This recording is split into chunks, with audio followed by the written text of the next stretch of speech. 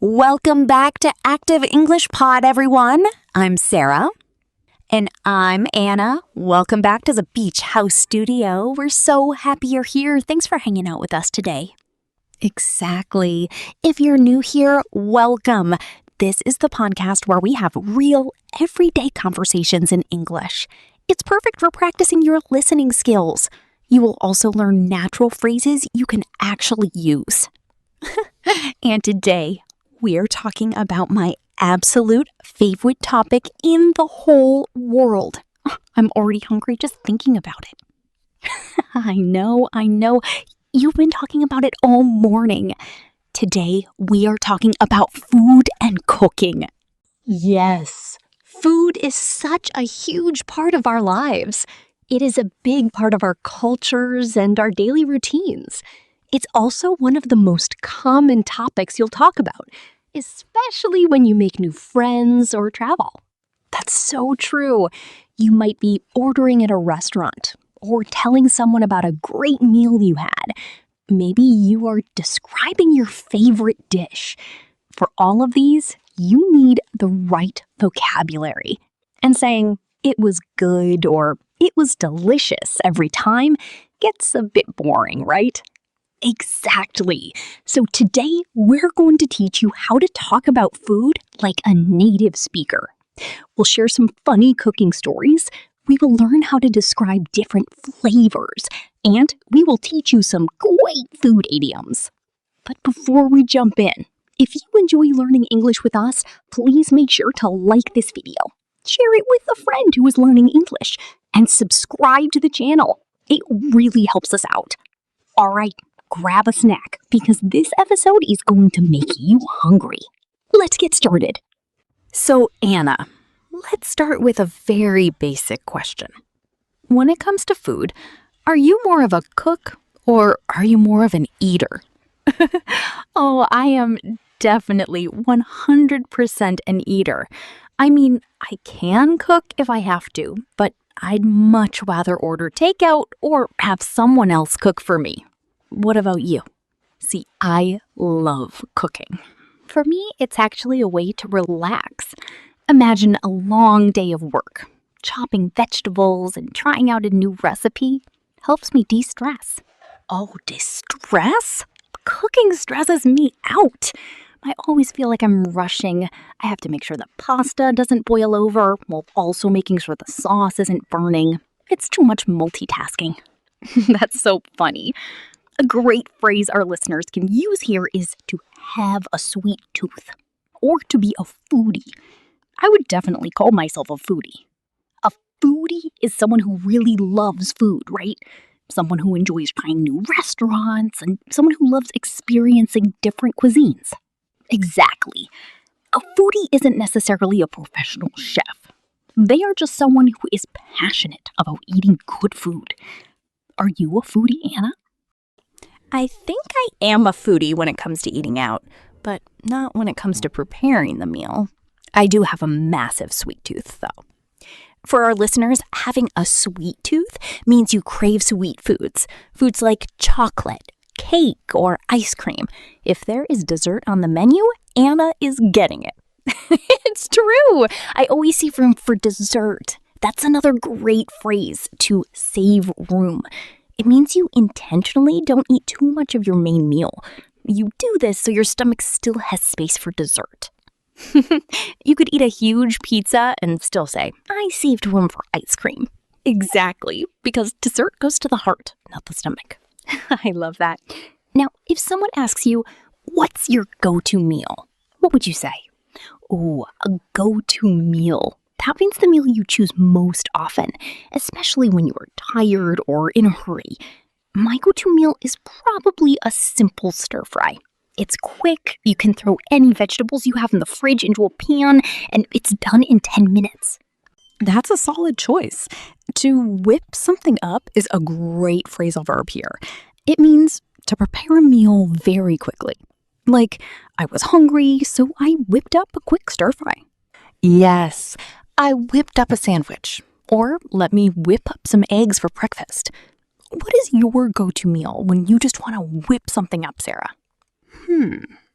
I think my go-to is pasta with garlic, olive oil, and some Parmesan cheese. It's called pasta aglio and olio. It sounds fancy, but it literally takes 10 minutes to whip up, and it hits the spot every time. Hits the spot. That's a great idiom. Can you explain that one? Sure. When food or a drink hits the spot, it means it is exactly what you wanted or needed in that moment. Like on a really hot summer day, an ice-cold glass of lemonade hits the spot.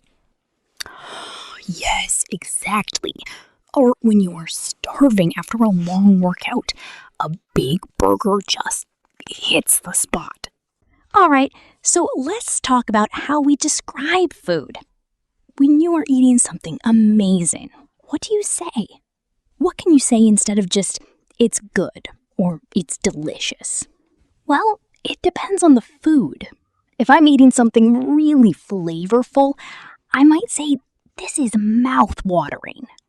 Mouth-watering is a fantastic adjective. It literally means the food looks or smells so good, it makes your mouth start watering. You can use it before you even eat, like, wow, that pizza looks mouth-watering. Another one I use a lot is flavorful. It's much better than just saying tasty. If a curry has a lot of spices and herbs, it is incredibly flavorful. Or rich. We use the word rich to describe food that has a lot of butter, cream, or strong flavors. Like a dark chocolate cake can be very rich. You can only eat a small slice because it's so heavy and full of flavor. Speak for yourself. I can eat a huge slice of rich chocolate cake. Of course you can. You have the biggest sweet tooth I know. Now, what about textures? Texture is how the food feels in your mouth.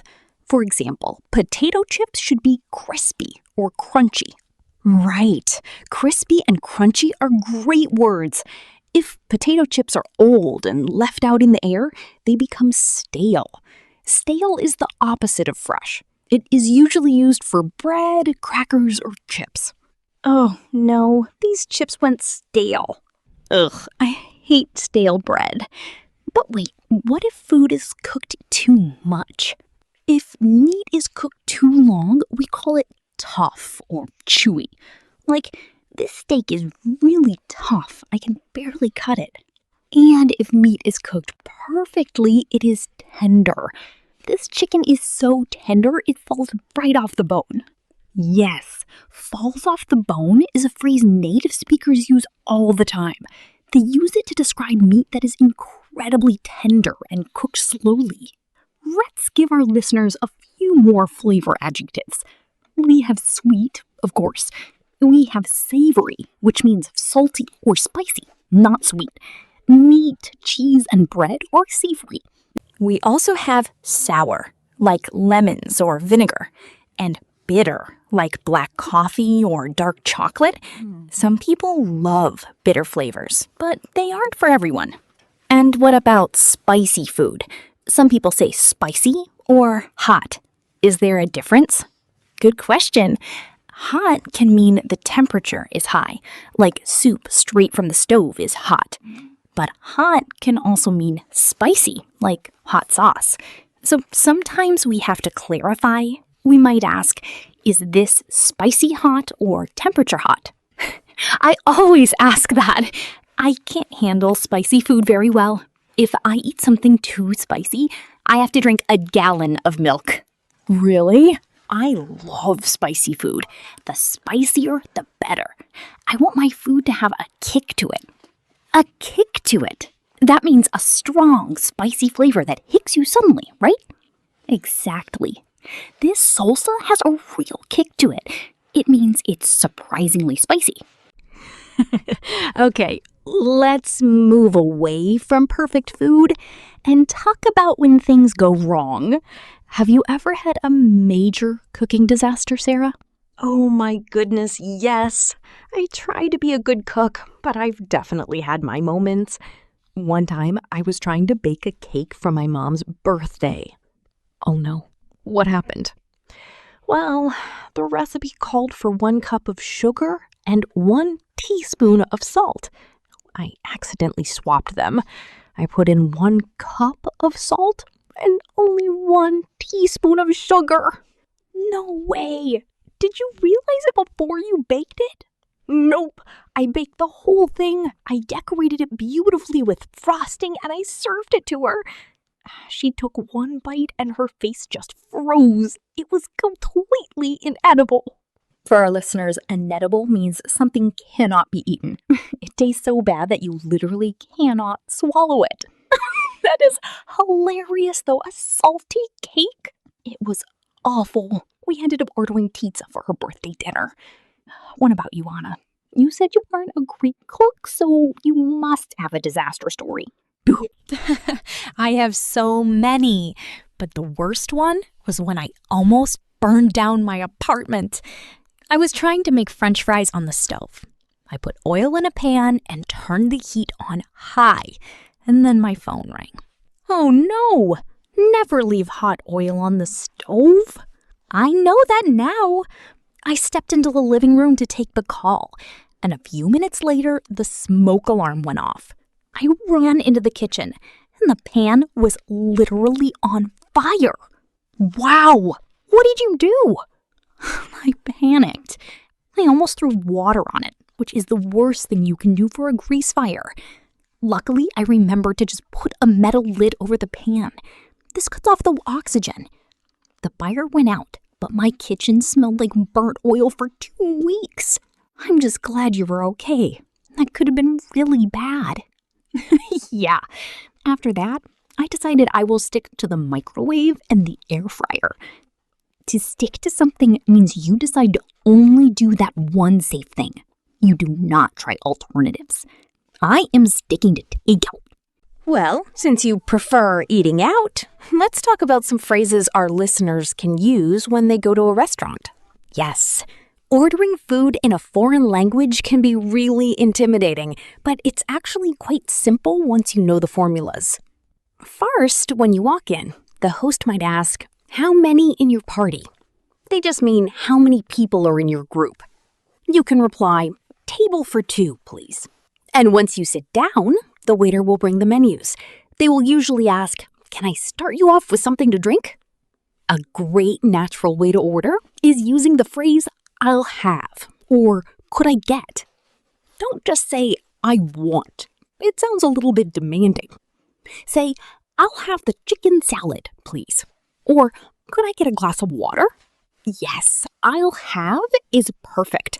And what if you have a dietary restriction? Like you are allergic to nuts or you don't eat meat? You can just say, "I'm allergic to peanuts." Or, "Is this dish vegetarian?" If you want to ask them to remove an ingredient, you can say, "Could I get the burger without onions?" Or, "Can you hold the onions?" Hold the onions is a very common casual phrase in America. It just means do not include onions. Like, "I'll take a cheeseburger, hold the mayo." Another great situation is when you can't decide what to eat. You can ask the waiter for a recommendation. You can say, "What do you recommend?" Or, "What's your favorite thing on the menu?" I do that all the time. Or I ask, "What is the soup of the day?"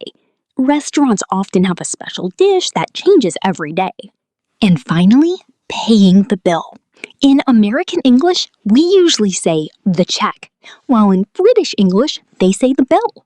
So you can ask the waiter, "Could we get the check, please?" And if you are eating with a friend and want to pay for them, you can say, "It's on me." That means I will pay the bill for both of us.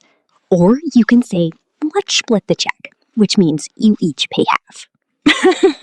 I always like it when someone says, "It's on me." Free food tastes even better. Okay, before we wrap up, we promise to teach some food idioms. English is full of idioms that use food words, but they have absolutely nothing to do with food. That's right. Let's start with one of the most common ones, a piece of cake. If something is a piece of cake, it means it is very easy to do. For example, don't worry about the math test. It's a piece of cake. Exactly. How about to spill the beans? Oh, I love that one. To spill the beans means to reveal a secret. If you are planning a surprise party for your sister, you might tell your friends, "Don't spill the beans," meaning keep it a secret. Or if your friend knows a juicy secret, you can say, "Come on, spill the beans. Tell me what happened." What about butter someone up? This is a funny one to imagine. To butter someone up means to give someone a lot of compliments, or you act extra nice to them because you want a favor. Like, he brought his boss coffee every morning. He wanted to butter her up before asking for a raise. I definitely used to butter up my parents. I always did it before asking for money when I was a teenager. One last one. To have a lot on your plate. This one is really useful. If you have a lot on your plate, it means you are very busy. You have a lot of responsibilities or tasks to do. I can't go to the movie tonight. I have a lot on my plate at work right now. It's a very polite way to say you are too busy to take on anything else. Well, I think our listeners have a lot on their plates now with all this new vocabulary. They definitely do. But before we go, we have a question for you guys. We want to hear from you guys. What is your absolute favorite go-to meal in your country? Try to describe it using some of the adjectives we learned today. Words like savory, spicy, rich, or mouth-watering. Let us know in the comments. Yes, please share. I am always looking for new foods to try. If you found this episode helpful, don't forget to like and subscribe and turn on the notification bell so you don't miss our next chat. Thanks for hanging out with us in the studio today. Keep practicing your English, and we will see you in the next episode. Bye, everyone. Happy eating.